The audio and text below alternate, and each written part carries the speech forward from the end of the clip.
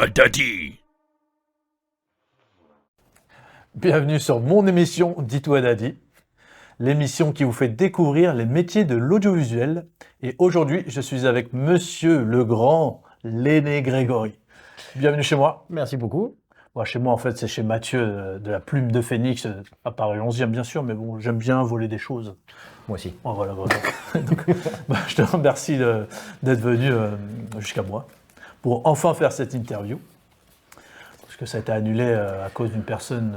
On ne dira pas qui. On ne dira pas qui. Non, on dira pas. Monsieur Bolin. Voilà. Ouais. Merci. Donc je vais débuter par une question. Donc tu es toujours, comédien de doublage et aussi directeur artistique. Ouais. Et la question n'a rien à voir. C'est quel enfant étais-tu? Effectivement. Voilà. J'avais envie de faire un petit truc comme ça. Quel enfant j'étais. Ouais, c'est bien la première fois qu'on me pose la Ouais, question. tu vois. Probablement chiant. Probablement. À part ça, j'étais... Waouh. Ça remonte. Ouais, non, C'était il y a 10 ans. T'as à peu près 23 ans, c'est ça? Exactement. Ouais, je me souviens que j'étais... Comme j'habitais dans un endroit que j'aimais pas, du tout, dans une banlieue que je vais être honnête que je détestais, j'étais très souvent enfermé dans ma chambre. D'accord. Et je sortais assez peu. T'es issu de l'Île-de-France ou... Ouais, D'accord, ouais. ok. Banlieue nord.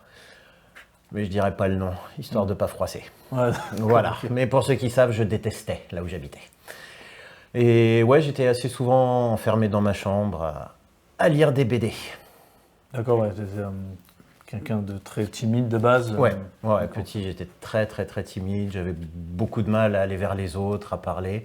Après, une fois que je connaissais, je me lâchais un peu, mais ouais, faire le premier pas, parler, tout ça, même à l'école. Quand on était noté à l'oral, tu savais d'avance qu'à côté de mon nom, il y avait 0. Je ne parlais pas, même en cours, j'y arrivais pas. D'accord. Du coup, tes parents te poussaient un peu à aller vers les autres Oui, mais bon, ils n'y arrivaient pas. Et voilà, ils essayaient de me pousser à sortir, à aller voir les copains et tout, mais ouais, je préférais rester dans ma chambre. Ça marche. Mais eux, ils ne sont pas issus du théâtre ou Pas du tout, absolument pas. Là, dans ma famille, à ma connaissance, il n'y a personne dans l'artistique. D'accord. Donc toi non plus. Je plaisante, bien sûr. J'attendais, je savais qu'il y avait un moment où ça allait arriver. C'était normal. Voilà. Donc tu as commencé ta carrière par le théâtre. Ouais, tout à fait. Est-ce que tu peux nous en parler un peu plus? Ça va être assez rapide. J'en ai fait assez peu, parce qu'en fait, le doublage est venu très vite derrière. Après mon école de théâtre, une fois que j'ai terminé, j'ai enchaîné avec une tournée au théâtre, dans une pièce comique, qui était une bonne expérience, j'ai beaucoup aimé. Après la tournée, en fait, j'avais rien à faire, j'avais pas d'agent, je me posais la question de comment je trouve des castings, comment je trouve du boulot, et j'ai un pote qui m'a tout de suite dit tiens, moi demain je vais assister en studio de doublage, est-ce que tu veux venir avec moi? J'avais rien d'autre à faire, j'y suis allé, puis j'y suis resté. D'accord. Mais bien avant, tu avais quand même une formation de théâtre, pardon? Ah oui, j'ai fait les cours Virio. J'ai fait les cours Virio pendant 4 ans, j'ai fait ma formation, donc ouais, j'étais formé. Ce qui était bien au cours Virio aussi, c'est qu'on faisait pas que des scènes de théâtre, c'est qu'on faisait aussi des scènes cinéma. Ils nous faisaient travailler aussi ça, avec la caméra, le rendu, voilà. Ouais. Et ça c'était cool, ça j'aimais bien aussi. D'accord. Et du coup, tu as choisi cette école, j'ai pu lire, parce qu'il y avait un peu une ambiance familiale. Tu avais quoi, des potes dedans qui t'en ont parlé ou... Non. Cette école, je me souviens, je l'avais découverte dans un magazine, je ne sais plus comment il s'appelait, mais il répertoriait une bonne quinzaine d'écoles de théâtre de Paris, qui étaient assez réputées. Et celle-là, en fait, faisait pas de pub, elle n'était pas connue, elle marchait qu'au bouche à oreille. Elle était connue dans le milieu artistique, mais voilà, elle faisait pas de pub. Et je l'ai découverte dans un magazine, et ce qui me plaisait, il donnait les pourcentages de réussite des élèves après les cours. Quasiment toutes les écoles de théâtre à l'époque, ils disaient oui, c'est à peu près 15-20% des élèves qui vont réussir à devenir comédiens et à en vivre. Et cette école, il disait que ça tournait autour de 10%, mais il y avait un gros mais, c'était que la majorité des autres élèves, sans être comédiens, bossaient dans l'univers de l'audiovisuel, du théâtre, voilà, sans être forcément comédiens. Ils étaient restés dans cet univers-là et je me suis dit, si jamais j'y arrive pas, bosser quand même dans ce milieu, ce sera quand même un rêve, donc je vais aller voir cette école-là. J'ai été en voir d'autres, j'étais voir les cours Florent, les cours Simon, j'étais en voir plein, et en fait, chaque fois que je passais la porte, je me sentais pas à l'aise. Non, j'étais pas à l'aise, je me sentais pas bien. Il n'y a pas ce feeling. Voilà, j'aimais pas la manière dont les autres me regardaient, parce que je franchissais la porte, j'étais le petit nouveau, je trouvais qu'on me regardait un petit peu de haut, de manière un peu hautaine, j'aimais pas du tout, et j'ai franchi la porte des cours Virio, et en une demi-seconde, j'ai fait « Ok, c'est là ». C'est cette école, ce que j'aimais bien dans cette école aussi, donc il y avait 3 années, et en fait on était tous mélangés. Il n'y avait pas une classe première année, une classe deuxième année, une classe troisième année, on était tous ensemble. Et ça j'aimais bien, voilà, il y avait une classe unique avec tous les niveaux, et c'est ça qui donnait cette ambiance hyper familiale. D'apprendre des autres, même des meilleurs. C'est ça qui était énorme, c'est que ça nous aidait à progresser, puisque on arrivait en première année, et on voyait les troisième années faire avec nous et bosser avec nous, des fois des scènes avec nous. Toute l'expérience déjà. C'était génial pour progresser. Et il y avait vraiment cette ambiance familiale qui était que j'ai jamais retrouvée ailleurs. D'accord. Et du coup, ils t'ont emmené à faire une pièce de théâtre. Ouais. Qui était ça s'appelait Sacré Georges. Et pour ceux qui ont connu, je sais que c'est de la génération de mes parents, je jouais avec Patrick Topalov et Sophie Darel. Mais ça, il faut vraiment être mes parents pour connaître. D'accord.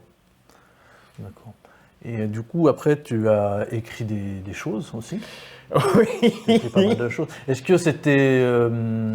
tu as commencé à écrire avant le doublage ou c'est bien après? Bien avant le doublage. Donc tu sais de quoi je vais parler. Je te parle de ta fabuleuse web-série qui est The Bear. Ouais. Qui a été fait par Antoine, pardon. Je n'avais pas le nom exact. Donc vous avez créé, c'est l'histoire des plateaux de doublage en gros, en parodie. Voilà, on va dire c'est l'histoire, c'est une web-série comique et c'est l'histoire d'un petit studio de doublage, on va dire un peu pourri quoi. Voilà, et c'est toute l'équipe de ce studio et effectivement les personnages sont tous un peu plus excentriques les uns que les autres. Donc, et la particularité de ce studio, donc, c'est qu'il double des films X. Et les premiers épisodes qui sont assez drôles. Ouais. Oui. Voilà. Et comment il est né ce projet avec ton pote? Donc Jim, qui est mon meilleur pote, lui, il avait fait une école de réalisation, donc il était devenu réalisateur. Et un soir, il était venu me chercher dans un studio de doublage. Et c'est un studio où on pouvait rester un petit peu après. On était assis dans un canapé en train de discuter dans le studio et on se disait putain mais ça nous manque lui il voulait réaliser quelque chose, moi je voulais tourner devant la caméra et on se disait qu'est-ce qu'on peut faire, on viendra jamais nous chercher, des comédiens qui passent des castings, il y en a des milliers, des réals, il y en a partout, il y en a des centaines, comment on peut faire? Et on s'est dit il faut qu'on crée nous-mêmes notre projet. Si on veut faire quelque chose qui nous plaît, surtout c'est vrai qu'au niveau des œuvres françaises, que ce soit les séries, tout ça, il n'y avait pas grand-chose qui nous plaisait. Il y avait pas, moi, par exemple, au niveau des rôles dans les séries télé, il n'y a jamais un rôle où je me disais « Ah putain, c'est ce rôle-là que j'aurais voulu faire ». D'accord. Il n'y avait pas de rôle écrit, on va dire, pour moi, où vraiment je me dis « Ah putain, ça c'est un rôle qui me plaît ». Et ouais, on était en train de réfléchir à ça en se disant si on veut tourner quelque chose qui nous plaît, il va falloir qu'on le crée nous-mêmes.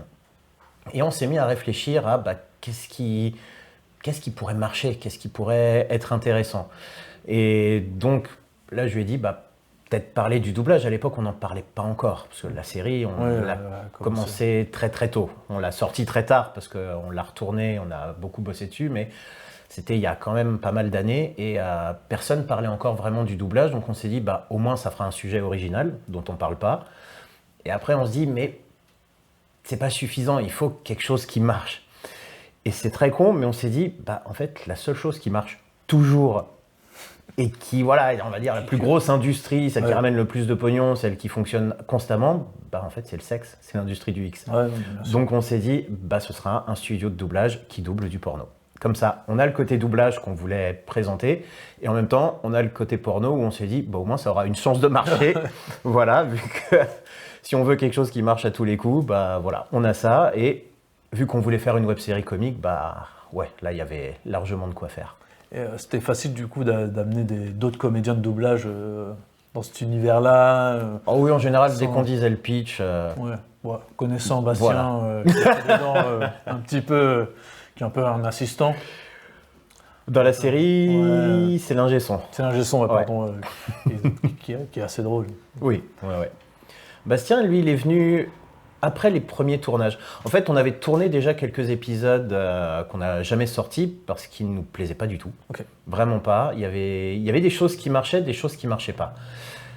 Et à un moment, en regardant les épisodes qu'on avait tournés, avec Jim, on s'est dit, il y a un seul truc qui marche dans nos épisodes, c'est toutes les scènes dans le studio. Voilà, on avait des scènes qui se passaient un peu à l'extérieur ou dans des halls d'entrée, dans des machins, tout ça. Oui, Ça marchait pas. Par contre, toutes les scènes face caméra, plan fixe, dans le studio, elles fonctionnaient, elles étaient drôles, elles marchaient. Donc on s'est dit, on va tout réécrire.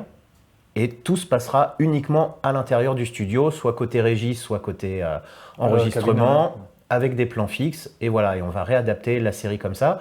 Et on s'est dit, qu'est-ce qui marche pas d'autre? Et au départ, il n'y avait que Bruno Meyer qui jouait le directeur Oui, artistique. ok. Et on s'est dit, il manque un truc. Et là, on a eu l'idée de créer un duo avec le directeur artistique et l'ingé son. Et du coup, on a pensé tout de suite à Bastien pour jouer l'ingé son. Voilà. Un peu décalé. Oui, complètement. Ouais. Et en fait, le duo a pris tout de suite, quoi. On a écrit, on a fait les premiers essais, les premiers tournages. On s'est dit, ah, putain, ouais, c'est ça qui manquait. Là, le duo, les deux ensemble, c'est nickel, c'est parfait. Ça Non, marche. c'est très original. Quand j'ai vu ça, j'ai rigolé immédiatement. Donc, surtout, au début, on se dit, bah, ça va être vraiment sur l'anime, etc. Je regarde le truc, je fais, ah ouais, quand même, les gars. Oui. Vous avez tout arraché quand même, vous êtes bien marrés. Ouais. Il y a certains épisodes, on a été loin. Ça marche. Et toi, en tant que comédien, et après tu es passé DA, comment ça a pu se faire cette transition de devenir directeur artistique, pardon? Ça a été le hasard. Ça a été le hasard, j'y pensais pas du tout.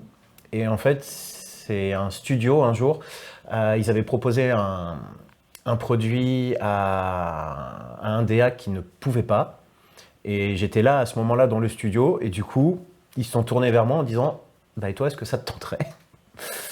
Donc d'abord, je me suis décomposé. J'avais jamais fait ça de ma vie, ni rien. J'ai fait, voilà, et ça s'est arrêté là. Et puis après, en quelques secondes, on réfléchit, on se dit, c'est peut-être une opportunité qui se représentera jamais.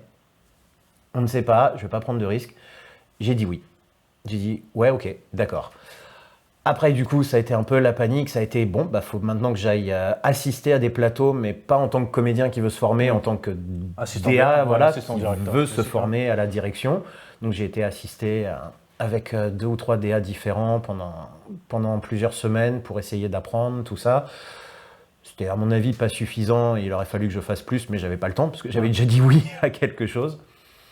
Et ça s'est quand même bien passé en plateau pour une première DA. Alors, j'étais très stressé. À tous les comédiens, je disais, bon, bah alors, qu'est-ce que tu en as pensé? Est-ce que ça va? Est-ce que tu as compris mes consignes? Est-ce que, voilà, les retours avaient l'air plutôt bons. Il y avait beaucoup de choses à améliorer, mais ça, c'est avec les années que tu te rends compte de, ah, putain, mais j'aurais dû faire ça comme ça, putain, ça, je savais pas encore. Voilà, c'est venu avec la pratique. Mais ça a été le hasard au départ. Parce que tu n'as pas vraiment de formation, en fait, tu te formes sur le plateau, quoi. Seule manière, voilà, de se former, avec ton passif de comédien. Ouais. Voilà, le passif comédien, puis aller assister des DA pour voir comment ils font et apprendre. Et en tant que DA, tu aimes diriger quel type de produits? Je présume les animes, les live action? Les animes, ça j'adore. Et tout ce qui est série ou film fantastique horreur. Parce que D'accord, ok. Voilà, je suis très très fan de cet univers-là, de l'univers geek en général. Donc ouais, les produits comme ça, j'adore. Et en horreur, tu as dirigé quel type de bah, pour Netflix, j'en ai dirigé quelques-uns. J'ai dirigé une série égyptienne, série fantastique horreur qui s'appelle Paranormal, qui était vachement bien. Ça me parle pas. Elle est sortie il y a 2-3 ans, je crois. Ouais, peut-être 3-4. Je sais plus. Mais bon, elle est sortie il y a quelques années. J'ai sorti une série fantastique horreur pour adolescents qui s'appelait Djinn, qui était une série libanaise, pareil, pour Netflix. Et là, ces 2 dernières années, j'ai fait aussi des films d'horreur. Un qui est sorti il y a quelques mois. Smite? Non. Non. Sister Death, ça s'appelait. Et en fait, c'était un spin-off d'un film, mais je ne sais plus comment il s'appelle. D'accord. Donc, je ne pourrais plus dire. Mais ça se passait dans un couvent. Et forcément, il ne se passe pas des choses très, très sympas. Très catholique. Il fallait la faire. Il fallait la faire. Mais bien sûr. Donc, tu es, un grand fan d'animé, mais c'est Ouais. depuis surtout que tu as commencé le doublage ou enfant? Et non, c'est depuis que j'ai commencé le doublage. C'est-à-dire, enfant, j'en C'était regardais, mais voilà. sans me poser la question de savoir si c'était un animé, si c'était autre chose. Voilà, donc j'en regardais quelques-uns.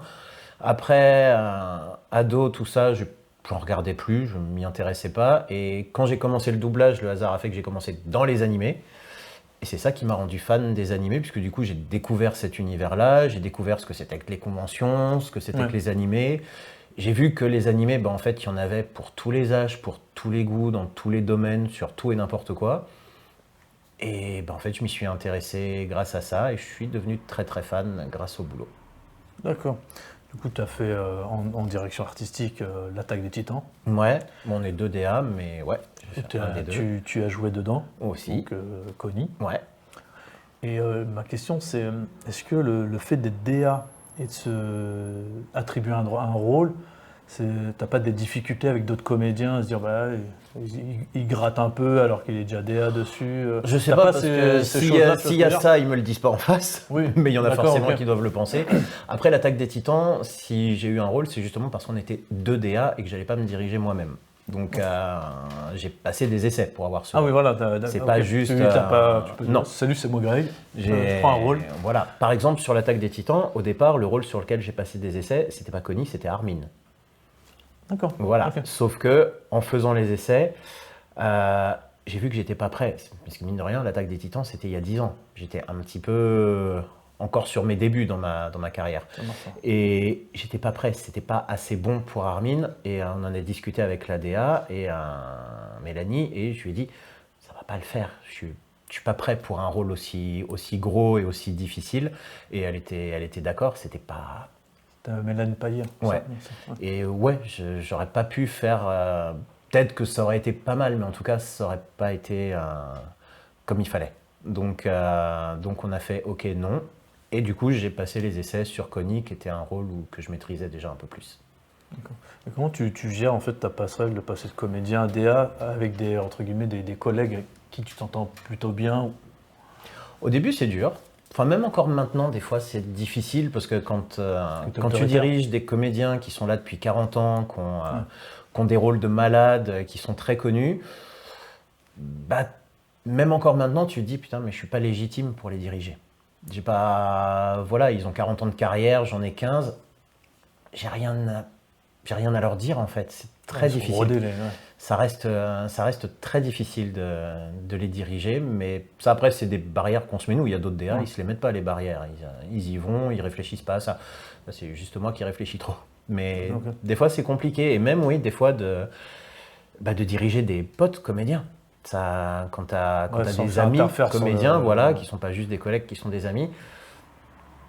Des fois tu peux ne pas oser leur dire quand ça va pas. Donc, Quand il faut ça te joue mal, forcer, voilà. ça peut arriver qu'ils Ça jouent arrive. mal. Ça arrive. Parce Il que faut tu te me- forcer à leur dire, mais c'est dur. Tu me C'est disais dur. en off, Sébastien était très mal. Oui, voilà, oui, non, mais Sébastien, c'est une catastrophe. Ouais, voilà. Pour ça que je l'emploie jamais d'ailleurs. Ah, d'accord. C'est pas possible. Ouais, on te la pose. Voilà, oui, exactement, voilà, c'est les Ouais, prods qui il nous a la quelques posent. contacts, si j'ai bien compris. Ouais, il est bien placé, il est bien placé. Dans la mafia surtout. Mais Du coup, pour un jeune comédien qui veut assister, qu'est-ce que tu peux conseiller? Parce qu'avec toutes les. s'il a la même voix que moi, qu'il vienne pas. Je veux pas de concurrence, donc rien du tout. Il y a plein de clauses imposées par les prods maintenant. C'est devenu compliqué d'assister, mais c'est toujours possible. Il y a des studios qui laissent assister, des DA aussi, donc il n'y a que le démarchage en fait. Il faut essayer, il faut démarcher, il faut être très patient, très très patient, mais il n'y a pas de tips particuliers, il n'y a pas de choses à savoir, il faut juste y aller, essayer. Ce demander, que je trouve dommage, on en parlait avec des entourages de micro sur la moustache aussi, c'est que des fois, un comédien, lui, il va faire des castings, donc il postule, entre guillemets, maintenant via Internet, etc. Que dans le milieu du doublage, pour moi, j'ai l'impression que c'est une perte de temps de venir. Peut-être il va attendre 2 heures pour rien. En fait. Oui, ça arrive. Bah, moi, quand j'ai commencé, que j'ai assisté, à l'époque, quasiment tous les plateaux étaient ouverts. On pouvait facilement assister. Ça n'empêche qu'il y avait déjà beaucoup de monde qui assistait. Donc, plus d'une fois, bah, on se présentait dans un studio, on attendait, on demandait, et puis bah, tous les DA nous disaient non, parce qu'ils avaient déjà des comédiens qui assistaient. Donc oui, des fois, on passait des journées entières pour rien dans les studios et on ne pouvait pas assister. Mais ça a toujours été. C'est pas que maintenant, ça a toujours été comme ça. C'est pour ça que je dis qu'il faut être très patient, c'est que bah, ça marche rarement du premier coup. D'accord. Du coup, tu as fait multi-projets et je vais te montrer quelque chose. Tu vas me dire si ça t'évoque quelque chose. Je sais que tu as trouvé. Ok, en direct les dossiers. Tu peux nous parler de ce projet. C'est une petite part de pizza. Voilà. Donc, on va parler de Sausage Party. Voilà. Comment tu es arrivé sur ce projet? Je suis arrivé sur ce projet, c'était un mois d'août. Je m'en souviens très bien, puisque du coup, au mois d'août, il y a les 3/4 des comédiens qui vont en vacances. Donc tous les DA à ce moment-là cherchent désespérément des comédiens pour bosser en août. Et il se trouve que j'étais là et le DA, Benoît Dupac, qui est un super DA, un super comédien que j'adore, m'a appelé en me disant bah écoute, j'ai une session petit rôle et ambiance sur un film animé pour le cinéma, si je dis pas de bêtises. Est-ce que est-ce que tu es dispo pour venir? Bah ouais, moi je suis libre, je reste exprès au mois d'août pour bosser, donc j'y suis allé. On était un plateau, je crois qu'on était 15 comédiens en plateau. Et il commence à nous faire un petit peu le pitch, donc le truc bien délirant. Et surtout, il nous a dit, alors à la fin, une fois que ce sera fini, restez tous, je vous montrerai la dernière scène, parce qu'on n'était pas prévus dessus. Alors déjà, tout au long de la journée, donc, on a fait nos petits rôles, les ambiances et tout, donc on a beaucoup rigolé. Oui, c'est quand même complètement barré. Et effectivement, une fois qu'on a fini, il nous a dit, bon, je vais vous montrer la dernière scène, la scène finale.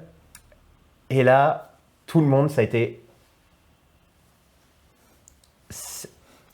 hallucinant. T'as pas envoyé. On s'est dit, ils vont vraiment le diffuser au cinéma, ça va vraiment sortir. Et on s'est dit, putain, mais les gens, quand ils vont voir des dessins animés, ils vont y emmener leurs enfants. Bah voilà, il y a eu cette polémique. Bah c'est ça, c'est pas du tout pour les enfants. Et c'était marqué que c'était pas pour les enfants, mais il y en a apparemment des parents qui n'ont pas réfléchi, qui se sont dit, c'est un dessin animé, on y va avec les petits. Oui, tu dis pas forcément. Faut pas y aller avec les enfants, les gens, jamais. Mais qu'est-ce qu'on a rigolé. C'était une super journée. Je me suis éclaté là-dessus. Tu dois bien rigoler. Oui. Produit. Oui. Vu le produit, ça j'aimerais bien en faire plus des comme ça en comédien. Du coup, quand tu es DA, comment tu choisis tes voix sur les projets? Celui qui me fait le plus gros chèque. Ah ouais. Bon, tu prends des nouvelles voix ou tu prends que des gens que tu connais ou tu essaies de... Toujours un mix des deux. Un mix des deux. Toujours un mix des deux. J'essaye toujours d'avoir au strict minimum un comédien avec lequel j'ai jamais travaillé sur mes produits. Alors, qu'il soit nouveau ou qu'il soit ancien, ça c'est encore autre chose. Mais j'essaye toujours d'avoir au minimum une personne avec qui j'ai jamais travaillé. Et sinon, après... avec les années, je me suis fait ce que j'appelle mon répertoire de comédiens. Et donc, en fait, sur mon ordi, j'ai un dossier par comédien avec leur CV, leurs extraits de voix, tout ça. Et donc, quand je fais mes distributions de rôles, j'ouvre mes dossiers, puis je vais écouter les extraits de voix. Si par exemple c'est un animé, je vais me mettre un épisode, je vais muter le son de l'épisode et je vais lancer l'extrait de voix du comédien sur une scène, voir est-ce que ça colle bien, sa voix colle pas. Voilà, c'est un peu, en général, c'est comme ça que je fonctionne. Après, des fois, il y a des évidences, c'est-à-dire que tu vois un rôle, tu sais tout de suite que tu auras ce comédien-là en tête direct. Ça va être l'évidence, en 2 secondes, tu vas dire ça c'est un rôle pour un tel, c'est lui que je veux, c'est personne d'autre. D'accord, un petit garçon, je prends Pascal. Par exemple. Dans Hunter, qui a fait un travail remarquable pour moi. Ouais. Mais pour un jeune comédien qui débute, comment il peut te démarcher? Il va en plateau ou il peut t'envoyer un MP3 par mail ou il y en a des fois qui viennent donc dans les studios et puis d'autres qui m'envoient des messages par les réseaux avec leur CV, leurs extraits. Donc après toi tu fais des retours ou... Ou juste tu les Quand j'ai le tu les comptes, oui. Quand j'ai le temps. Mais par contre, je regarde tout ce qu'on m'envoie. C'est-à-dire, quand un comédien me démarche, même si j'ai pas le temps de lui répondre, parce que je reçois un peu entre 20 et 50 messages par jour selon les périodes. Donc, plus les mails pro, plus le perso, j'ai pas Sachant forcément. qu'il y en a 25 de ma part. Voilà, on en voit pas mal. Donc j'ai pas forcément le temps de répondre à tout le monde. Par contre, quand on m'envoie des extraits, un CV, je vais toujours écouter, je garde toujours le CV. Automatiquement, je crée un dossier pour le comédien dans mon ordi. Et alors le mieux, c'est d'envoyer les extraits de voix en pièce jointe et pas en lien, parce que ça, les gens n'y pensent pas trop. Mais c'est bien d'envoyer un lien pour qu'on aille écouter, sauf que le lien après, il va disparaître, il va être noyé dans des centaines de messages, vu que j'en reçois 30 par jour. Ouais, okay. Voilà, je peux aller écouter, mais je pourrai jamais retrouver le message, ni la personne. Donc c'est mieux d'envoyer en pièce jointe, parce que comme ça, moi je les prends, je les enregistre dans mon ordi, et au moins je les ai toujours sous la main. D'accord. Et on va parler d'un projet qui me tient à cœur, qui est Vinland Saga. Et savoir en fait comment tu as été contacté c'est une boîte japonaise, MAPPA. C'est pas les Japonais qui me choisissent. Ah, c'est les studios de doublage. D'accord. En fait, comment ça se passe du coup, en fait, les Japonais contactent les studios de doublage ou c'est les studios de doublage qui contactent les producteurs? Là, comme en plus, Vinland, de mon côté à moi, c'était Crunchyroll. Oui. Donc Crunchyroll contacte les studios de doublage, ils font faire des devis, ils choisissent un studio et après le studio de doublage choisit un DA parmi tous ceux qu'il connaît pour s'occuper du projet. Donc là du coup, moi c'est le studio qui m'a appelé et qui m'a proposé le projet. D'accord, parce que comme j'ai pu parler avec Seb qui était dessus, il y a 2 versions. Oui. En fait, si tu peux expliquer pourquoi en fait il y a 2 versions, une Netflix et une Crunchyroll. Je pense que oui, je pense que j'ai le droit. Voilà, du peu que je sais, parce que je suis pas. Tu peux, oui. Voilà, je travaille pas ni chez Crunchyroll ni chez Netflix. Je suis pas employé chez eux, donc j'ai pas les tenants et les aboutissants. Tout ce que je sais, c'est que Netflix et Crunchyroll ont acheté les droits à peu près en même temps, sans savoir que l'autre avait les droits aussi. Et le hasard, en fait, a fait qu'ils ont lancé leur doublage en même temps. Et ça, on l'a su par l'intermédiaire des comédiens, puisqu'un jour, j'ai eu en plateau un comédien que je mettais sur les essais de Vinland, et qui me dit « C'est bizarre, je viens de passer des essais pour Vinland. » Moi, j'ai fait « c'est pas possible, vu que c'est moi qui fais passer les essais, je l'aurais su. » Il me fait « Mais non, mais j'ai passé des essais dans tel studio, avec tel DA. » Je me dis « Qu'est-ce que c'est que cette connerie ?» Et du coup, c'est une DA que je connais bien, avec qui je m'entends très bien. Donc, j'ai appelé la DA en disant « Mais il paraît que tu es sur Vinland. » Donc, on me fait oui, effectivement, je suis en train de faire passer des essais. Comment tu sais? Je fais parce que je suis en train de faire passer des essais pour Vinland, moi aussi. Et on tombe des nues, on fait, mais qu'est-ce qui se passe? Je fais, mais c'est qui ton client? Et elle me fait, c'est pour Netflix. Je fais, oh putain, moi c'est Crunchyroll. Du coup, on a remonté les infos aux chargés de prod de nos studios respectifs, qu'on remontait l'info auprès de Netflix d'un côté, Crunchyroll de l'autre. Je crois savoir, et je dis bien je crois savoir que Netflix, Crunchyroll se sont contactés, mais... Oui, j'ai l'impression de rester... Voilà, après je ne sais pas les tenants, les aboutissants de ce qui s'est dit. Tout ce que je sais, c'est qu'il a été décidé qu'il y aurait 2 VF différentes. Celle Crunchyroll d'un côté, celle de Netflix de l'autre. D'accord, ok. Et ma question suite à ça, c'est pourquoi tu ne m'as pas choisi? C'est le chargé de prod qui m'a dit. Elle m'a dit lui non. Lui non. Lui je veux pas. Surtout qu'on ne se connaissait pas encore. Non, à l'époque on ne se connaissait pas. Voilà. Et toi, si tu as un personnage que tu n'as pas doublé, que tu voudrais faire, que ce soit dans du live ou dans de l'anime? C'est toujours la question très dure en fait, il y en a tellement. Soit c'est des personnages qui ont déjà été faits, donc de toute façon... Oui. La question ne se pose pas. Ou tu aurais aimé faire. Ouais, voilà, parce que des personnages que j'aimerais faire, ça nécessiterait que je sache tout ce qui va arriver, et je ne sais pas. Donc, un personnage qui te fait rêver. Le petit Greg en lui, tu sais, le petit cœur, le petit Kokoro. En fait, il y en a beaucoup. Bon, à l'époque, j'étais trop petit, mais j'aurais rêvé de doubler Iago dans Aladdin. Ah ouais. Ah, pas mal. Ouais, ça m'aurait... Ah oui. J'aurais jamais eu la voix pour, mais mal. ça m'aurait fait rêver. Natsu dans Fairy Tail. J'aurais adoré doubler Natsu dans Fairy Tail. Très honnêtement, on va être sincère, je pense que j'aurais jamais réussi à faire ce qu'Arnaud a réussi à faire avec le rôle. Parce qu'il est parfait sur le rôle. Mais voilà. en mettant ce fait-là de côté, j'aurais rêvé de faire Natsu. Après, qui n'ait pas été doublé, je sais pas. Je sais pas. Si, il y a un animé Kaiju Number 8. Ça me parle pas du tout. C'est un manga qui est sorti il n'y a pas très longtemps, peut-être 1 ou 2 ans environ. Je crois savoir qu'il y a un animé en préparation, ça j'aimerais beaucoup être dessus.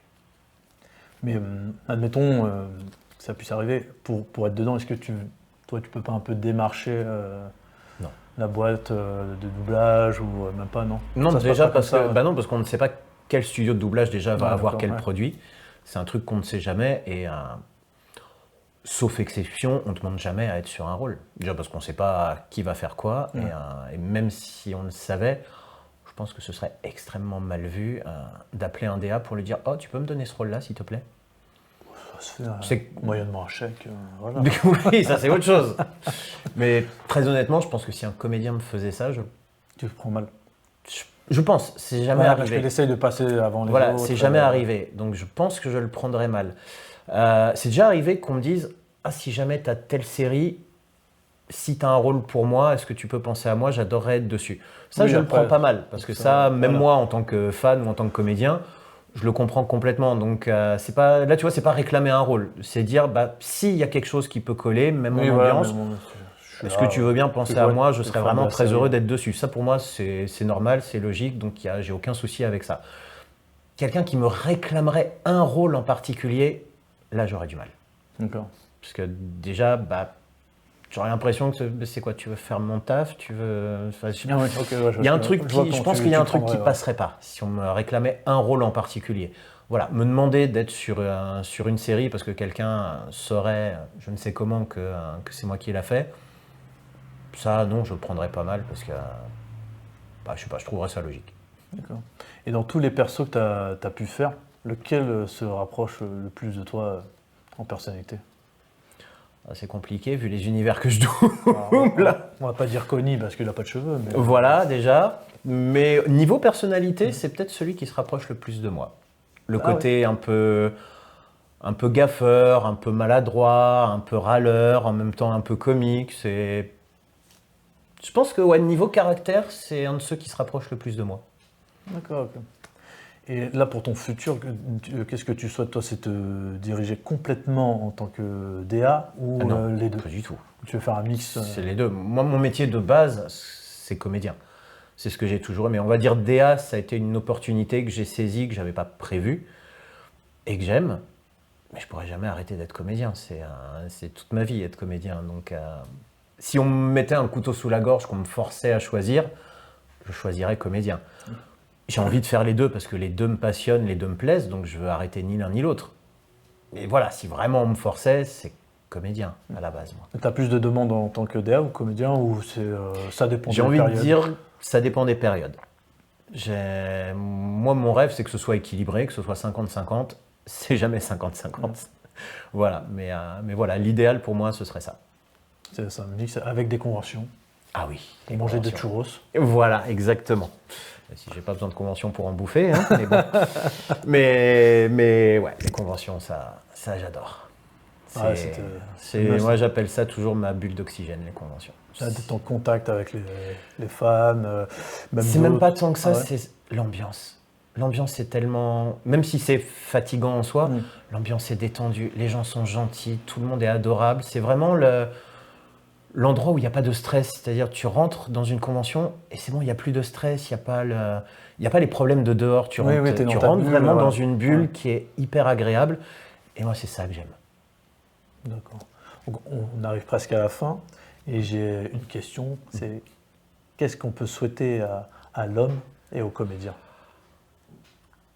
Que la web-série Les Dubbers, c'est une saison 2 et qu'elle cartonne. Ça, j'espère. Bah, on espère aussi avec Jim. On a déjà écrit de nouveaux épisodes, on rêve de réussir à les tourner et que la série marche. D'accord. Bah, avant de terminer et de dire au revoir, j'ai un petit message personnel. Aujourd'hui, il y a 6 ans, ma vie changé. Mon fils, c'est son anniversaire.